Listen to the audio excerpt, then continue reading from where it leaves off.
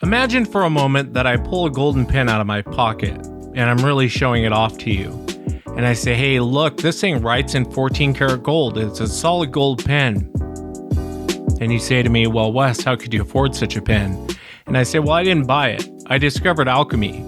I followed this formula here on this piece of paper, and I discovered alchemy. I turned what was once plastic and wrote in black ink into solid gold, and now it writes in 14 karat gold. You take the piece of paper away from me.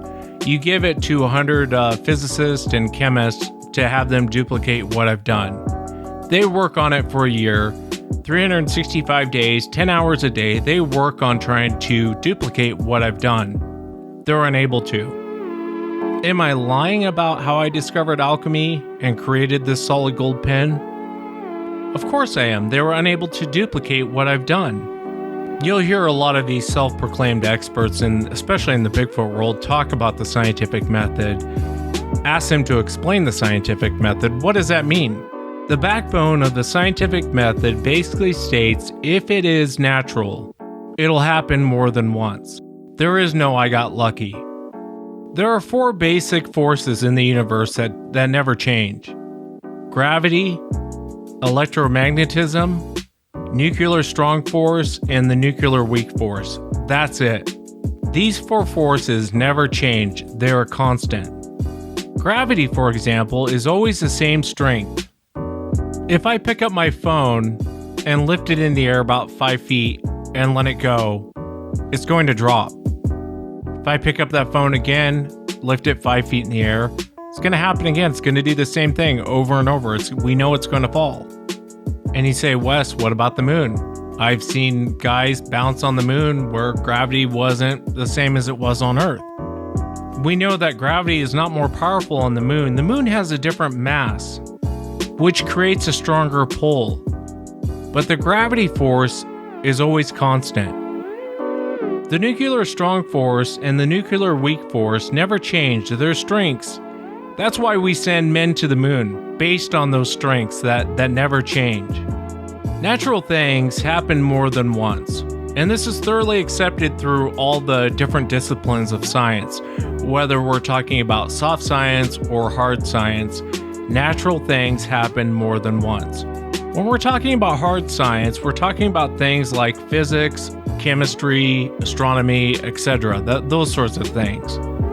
When we talk about soft science, we're talking about things like psychology, history, religion, but even in soft science, they also believe that natural things happen more than once.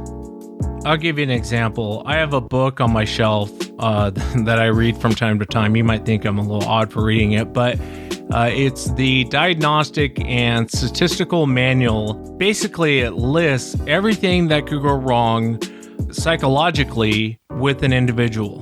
The book's about 5 inches thick. It's a big book. What's outstanding is with billions of people on this planet, this book is only 5 inches thick.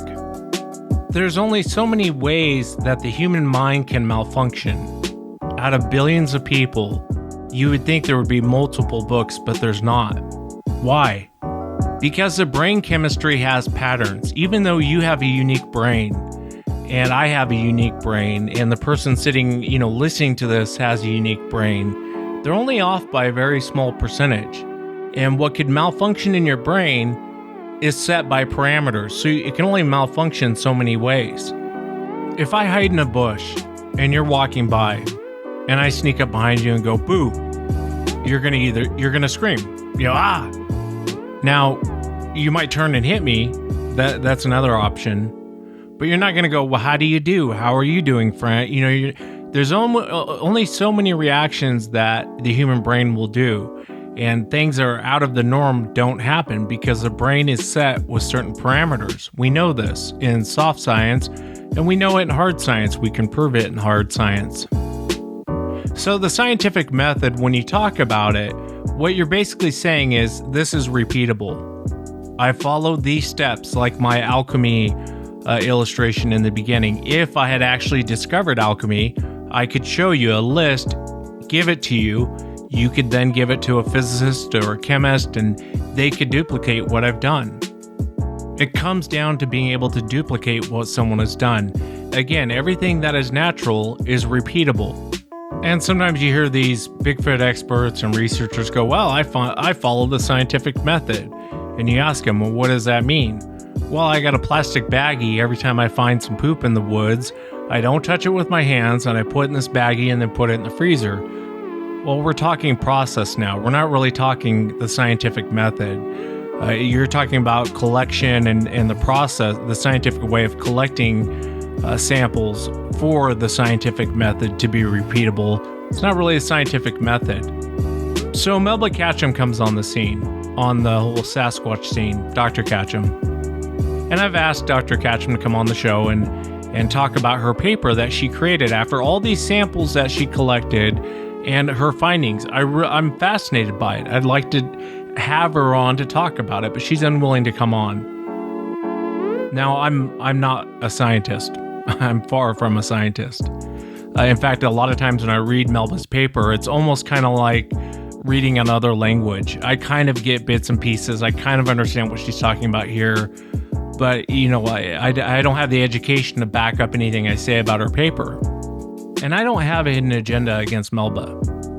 If Melba's right, fantastic. If Melba's wrong, let's try again. It doesn't, whether she's right or wrong, and you always hear these guys, and most of these guys haven't finished high school, and they're Bigfoot experts, and they're bashing Melba because they don't like her. Well, there's a lot of people I don't like, but it doesn't mean that they're necessarily wrong in their findings. I invited John back to the show, and we'll talk about his background in science, and he's going to kind of walk through Melba Ketchum's paper and explain his feelings on it or his findings on what she presented.